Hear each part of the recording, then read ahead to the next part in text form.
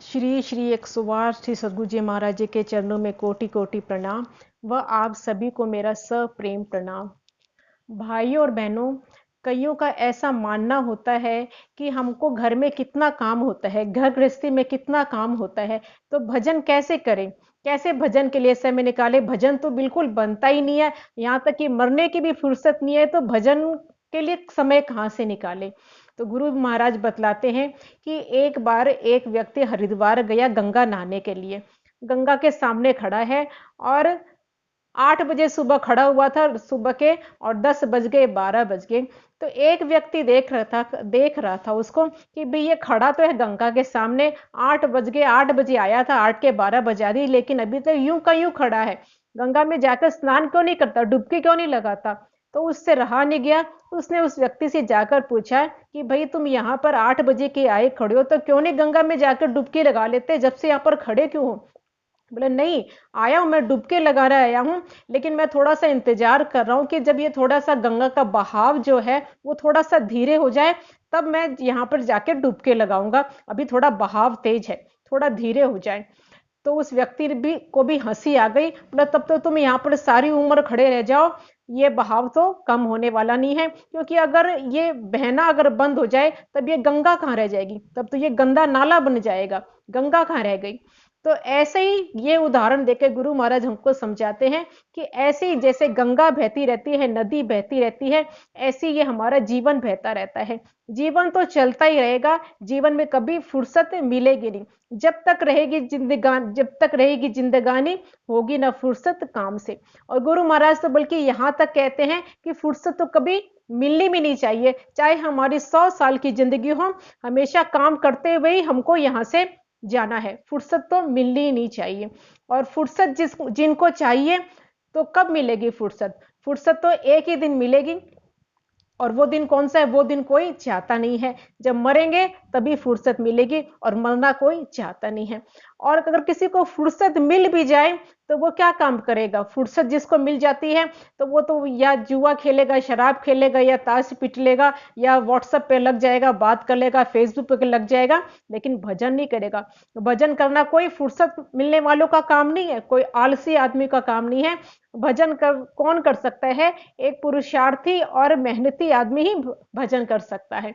तो लेकिन अब सवाल उठता है कि भजन करे कैसे, क्योंकि काम में इतने उलझे हुए रहते हैं। कई तो ऐसे गुरु महाराज के आकर भी लोग ऐसे बोल देते हैं कि भाई क्या आपकी तरह भगवे धारण कर ले हम, आपके तो कोई परिवार नहीं, तो फिर कैसे करें। तो गुरु महाराज बतलाते हैं कि घर छोड़ने के लिए ना हम कहते हैं ना कोई संत कहता है, तो जरूरत किस बात की है।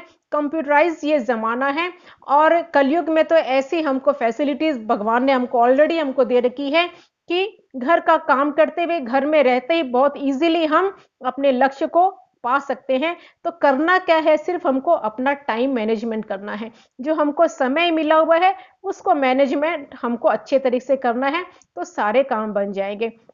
हम देखते हैं कि एक फर्स्ट क्लास में जो फर्स्ट अव्वल नंबर पे रहता है उसको भी 24 घंटे मिले हुए हैं, और एक जो फेलियर स्टूडेंट है जिस और उसको भी 24 घंटे मिले हुए हैं। तो समय भगवान ने सबको बराबर दे रखा है।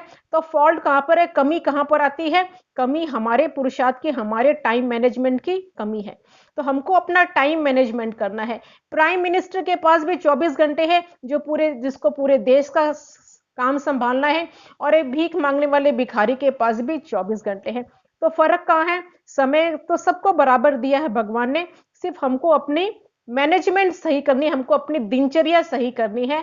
तो क्या बतलाते हैं कि हमको 24 घंटे मिले हुए हैं, एक दिन में 24 घंटे, यानी कि 8 प्रहर। एक प्रहर होता है 3 घंटे का। तो हमको बताते हैं, संत महात्मा बतलाते हैं कि 4 प्रहर धंधा करो, 3 प्रहर रहे सोए, और 1 प्रहर प्रभु भजन करो, तो मुक्ति सरलता से होए। कैसे हमको प्लानिंग करनी है, ये सब कुछ हमको बतलाते हैं कि 4 प्रहर धंधा करो। कि गवर्नमेंट की ड्यूटी तो कितनी 8 घंटा की होती है, लेकिन गुरु जी क्या कहते हैं कि 8 घंटा नहीं, 12 घंटे काम करो। और जो 12 घंटे काम करेगा तो उसके पास से मेहनत, जो 12 घंटा करेगा उसके पास धन की कमी नहीं होगी, वो घर अपना आसानी से बड़े आराम से चला सकेगा। तो 12 घंटे काम करो, और उसके बाद 12 घंटा काम करने के बाद 6 घंटे 2 प्रहर आराम करो, क्योंकि अब 12 घंटे काम करेंगे तो शरीर तो थक जाएगा, तो उसको बैटरी तो चार्ज करनी पड़ेगी। तो 4 घंटे तो कम से कम इस शरीर को नींद चाहिए और ज़्यादा से ज़्यादा 6 घंटा। 6 घंटे से ज़्यादा सोने वाला आलसी हो जाएगा और उसको कोई ना कोई बीमारी घेर लेगी। 6 नहीं तो अगर ज़्यादा सोने की आदत है तो 7 घंटा सो लें, काम में घटा लें, 12 घंटे करके करके 11 घंटे कर लें। तो अपना काम भी हो गया और अपना आराम भी हो गया। उसके बाद 3 घंटे एक प्रहर मनोरंजन को दो, अपने एंटरटेनमेंट को दो, चाहे जो भी हमारा है, घर में किसी से बातचीत करनी है, गपशप करनी है, कोई पिकनिक करनी है, कोई व्हाट्सएप करना है, कोई फेसबुक करनी है, कोई टीवी देखना है, यानी कि मनोरंजन अपने परिवार को दो और मनोरंजन हंसी मजाक जो भी करना है वो सब करो। तो सारे काम हो गए हमारे घर को चलाने के लिए। जिसका जो भी काम है घर को चलाने के, जिसको व्यापार करना है व्यापार करो, ये जिसको घर का काम करना है, तो 12 घंटे 11-12 घंटे अपने काम को दो। तो अपना काम भी हो गया, आराम भी हो गया और मनोरंजन भी हो गया। उसके बाद भी हमारे पास 3 घंटे बचे हैं। 6 घंटे आराम के, 12 घंटे काम के, 3 घंटे मनोरंजन के, 21 घंटे हो गए। उसके बाद भी हमारे 3 घंटे बचते हैं। वो 3 घंटे क्या करना है हमको? भजन करना है, प्रभु का भजन करना है। तो सारे काम हो गए। तो जब हम ये शरीर छोड़ेंगे, जब ये संसार छोड़कर जाएंगे, तो 21 घंटे जो हमने संसार को दिए वो तो यहीं रह जाएंगे। ये 3 घंटे है, यही हमारे साथ जाएंगे। तो इस 3 घंटे भी को भी अगर हम भजन कर ले तो भी बहुत है, तो भी मुक्ति हमारी सरलता से हो जाएगी। तो बस हमको अपना टाइम का मैनेजमेंट करना है। लेकिन हमारी रूटीन इतनी हमारी गड़बड़ रहती है कि सब कुछ, भजन तो क्या, संसार के काम भी हौच-पौच हो जाते हैं। यानी कि बच्चे को अगर 6 बजे स्कूल जाना है, 6 बजे बस आती है, तो उठेगा पौने 6 बजे, तो हो गई टेंशन।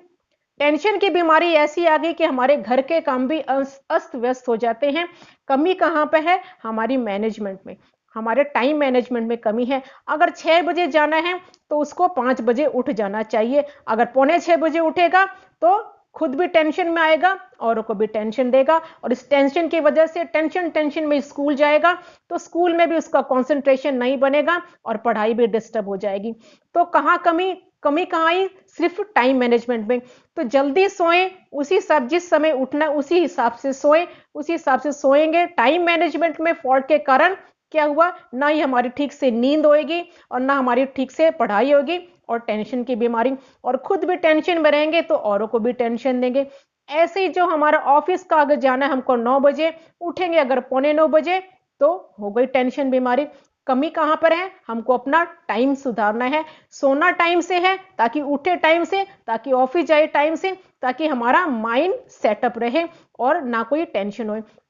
तो काम करते हुए भी हमको खुशी होगी और काम करने के बाद भी हमको खुशी मिलेगी।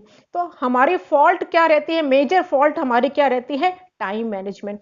टाइम मैनेजमेंट हमको बनाना है, तो सारे काम हमारे सही हो जाएंगे। यहाँ लोक भी हमारा सुधरेगा और परलोक भी सुधरेगा।